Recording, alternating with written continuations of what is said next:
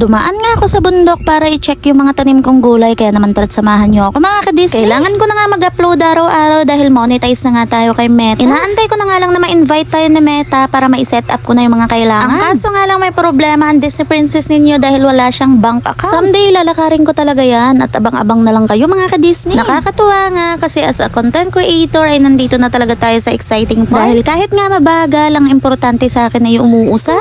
Meron nga po pala ako ditong ribs ng manok at gusto ko sana siyang isopas. Ang kaso nga lang ay tapos na yung bagyo. Kaya naman sinabawan ko na nga lang siya at nilagyan ko nga ng sotang hon. Hindi ko nga alam pero bet ko talaga ngayong humigop ng mainit na sabaw. Tapos ko nga magluto habang nagpe-prepared ako na mga dadalhin ko sa bundok ay may naligaw na pusa dito sa bahay. Sa tingin ko talaga naligaw lang to dahil may bakat siya ng tali sa liig at hindi siya basta-basta pusang kalye lang. Umakyat nga siya sa taas ng pintuan namin. Paano ba naman kasi itong mga pusa ng asawa ko panay amoy sa kanya? Kung ano nga ang pagkain namin ay siya ring pagkain ng alaga namin. Ang kaso nga lang, itong pusa na to nung pinakain ko, ayaw niya ng pagkain ng tao. Kaya naman kung ayaw niya, edi don't. At ayun nga mga ka-Disney, lumaya siya sa aking mansyon. Aakyat nga sana ako sa bundok ngayon para i-check yung mga tinanim ko nung nakaraang linggo at kasama ko lang sana yung alaga kong aso. Pero nakita nga ako ng dalawang to at bet nga nilang samahan ako. Kaya naman nag-for the go agad ang mga businesses. Noong mga nakaraang linggo nga bago ako bumaba ng bundok ay punong-puno to ng mga plato at dahil naghugas nga ako. Sulat nga ako dahil wala yung mga plato na hinugasan ko nung nakaraang linggo. Yung pala nilipat ng asawa ko sa balde. Giyaya na nga ako sa kanilang kumain na kami dahil maya-maya nga ay maliligo ako sa balon. Ay mabuti pa nga itong aso ko kahit hindi mayayain nakaharap na kaagad. Nagulat nga ako dahil habang paakyat kami sa bundok. Sabi ko parang may tumutulo. Yung pala yung sabaw na ng ulam ko. Ay tumagilid pala yung baunan doon sa loob ng bag ko. Ay natapon ng sabaw ng beda. Hindi nga alam ng asawa ko na umakyat ako ng bundok ay pag-uwi niya wala ang Disney Princess sa bahay niya. Para kasing may something yung darling ko. Wag kang umakyat ng bundok. Ma-rape ka pa bundok. Tapos may rapist. At kung sakaling totoo man yan, ayun nga yung hinahanap ko. Hoy, hindi ganun. Nagbibiro lang ang Disney Princess. Ay grabe ka bugnaw. Yun yung water dire sa bundok. Kaya naman kahit laylay ang dila ko dito umakyat sa bundok ay ito talaga yung hinahabol-habol ko yung tubig dito sa bundok. Napakalamig at saka unlimited. Mas gusto ko pa kasi yung bukal na tubig ipanligo dahil nga napakalamig kesa naman sa nawasa. Diyos ko dahil na hindi ko malaman saan nagmula. Tsaka isa pa nga yan, sarap ng tulog ko kapag dito ako nakakaligo. Tsaka dati nung bata pa kami sa Quezon Province, talagang bukal lang talaga yung pinapaliguan namin. Ngayon lang naman nauso yung mga nawasa-nawasa na yan. Dati kasi sa Quezon Province yung mga pinapaliguan namin doon nung bata pa kami, bukal na galing sa kakawayan. At eto naman bukal na to ay galing sa magkatabing saging at kawayan. At saka yung mga bukal sa amin dati, iniinom talaga namin yun. Naalala ko nga dati habang kumakain kami ay naubusan kami ng inumin. Ngayon inutusan kami ng tatay ko na mag-igib nga daw kami dun sa bukal ng inumin. Kasama ko nga yung kapatid ko noon na sinugo kami na si Raylani. Bago kami makarating doon sa Libdong kung saan kami mag-iigib ng inumin, marami